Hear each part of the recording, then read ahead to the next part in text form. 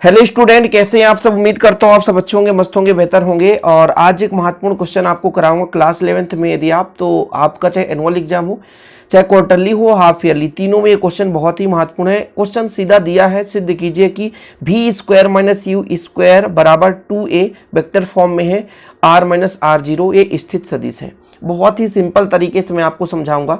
चूंकि यदि मैं आपसे कह दूं थोड़ा सा कि वेग समीकरण बताओ, अच्छा वेग समीकरण भी नहीं बन रहा है तो आपको पता होगा प्यारे बच्चों गति का समीकरण। तो गति के समीकरण को ही, पहले समीकरण को ही वेग समीकरण कहते हैं। तो वेग समीकरण से बिल्कुल बहुत ही सिंपल है। वेग समीकरण क्या कहता है, v बराबर होता है u प्लस ए टी। हम वेक्टर फॉर्म में लेकर चल रहे हैं क्योंकि हमें वेक्टर फॉर्म में लेकर के प्रूव करना है, इसलिए हम इस प्रकार से लेकर चलते हैं। अच्छा, यदि मैं कह दूं कि यदि u इधर प्लस है तो इधर आएगा तो माइनस हो जाएगा, है ना। तो कितना हो जाएगा, v माइनस यू इक्वल कितना हो जाएगा बच्चा लोग, ए टी। वेक्टर फॉर्म तो वेक्टर फॉर्म, समीकरण 1 दे दो। यहां तक कोई दिक्कत नहीं होगी, इतना आप आसानी से समझ गए होंगे कि हम यहां से लिए गति के प्रथम समीकरण से और इस समीकरण को ही सदिश फॉर्म में लिख दें तो वेग समीकरण, चूंकि वेग भी सदिश है, यहाँ पे u प्रारंभिक वेग ये भी सदिश है, त्वरण स्मॉल a ये त्वरण भी सदिश है, इसलिए वेक्टर फॉर्म में लगा दिए। अब आपसे पूछा जाए कि भाई साहब औसत वेग क्या होता है, औसत वेग क्या होता है, तो आप लोग बताओगे सर कुल विस्थापन बटे कुल समय अंतराल। तो औसत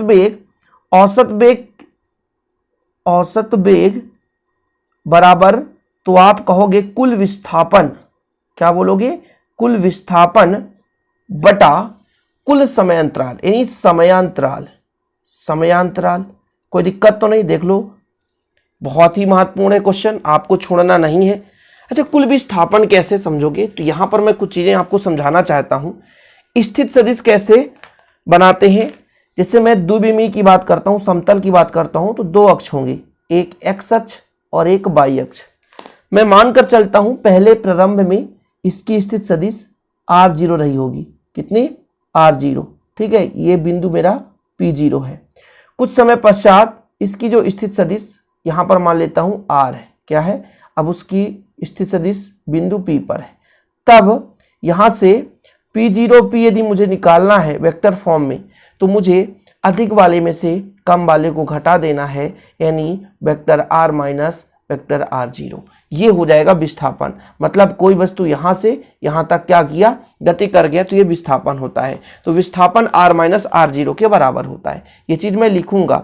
औसत वेग मतलब v एवरेज, कोई दिक्कत तो नहीं है, ठीक है, बराबर कितना हो जाएगा, r माइनस r0 कुल विस्थापन वेक्टर फॉर्म में बटा समय अंतराल t है, t समय पे वहां तक पहुंचता है तो समय अंतराल t कर देंगे। प्रारंभ में 0 लेकर चलते हैं तो लिखने की आवश्यकता नहीं है।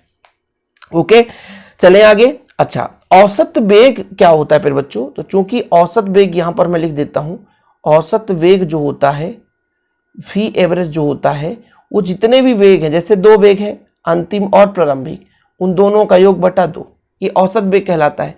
तो यहां पर मैं लिखूंगा vector v plus vector u बटा 2 बराबर कितना हो जाएगा, r minus r0 vector form में बटा t। इसके आगे यदि मैं करूं तो ये दो नीचे भाग में है, इधर जाएगा तो गुणा में हो जाएगा। तो vector v plus vector u बराबर 2 इंटू r0 माइनस r, बहुत ही महत्वपूर्ण, ध्यान रखना। और ये मेरा समीकरण 2 आ गया।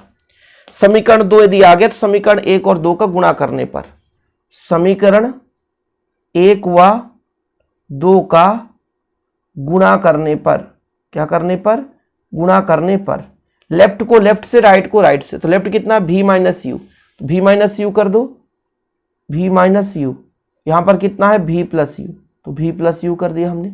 ये देखो, अब उसका जो राइट है वो at है वेक्टर फॉर्म में, into 2 vector r minus r0 बटा t से t कट जाएगा, t से t कट जाएगा। अब देखो यहां पर देखो a minus B A plus B, सदिश का वर्ग परिमाण के वर्ग के बराबर होता है, तो v square minus you square हो जाएगा, t से t कट जाएगा, बचेगा 2a वेक्टर फॉर्म में r माइनस r0।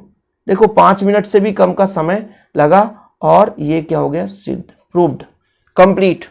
ध्यान रखना, यदि आप इसका वर्ग करोगे जैसे v स्क्वायर वेक्टर फॉर्म में, तो सदिश का वर्ग या परिमाण का वर्ग, देखो वेक्टर v का परिमाण v है, तो चाहे आप सदिश का वर्ग करो चाहे परिमाण का वर्ग, दोनों हमेशा बराबर होता है, याद रखना। सदिश का वर्ग परिमाण के वर्ग के बराबर होता है। तो ये बिल्कुल एक पेज का आंसर है और बहुत ही महत्वपूर्ण क्वेश्चन है, इसको आपको तैयार कर लेना है। और ऐसे ही क्वेश्चन पढ़ने के लिए हमारे चैनल को सब्सक्राइब कर लें। आपके आधार पर जो भी आपको दिक्कत होगी मेरे बच्चों, आपके लिए मैं वीडियोज उपलब्ध करा दूंगा। जय हिंद, वंदे मातरम।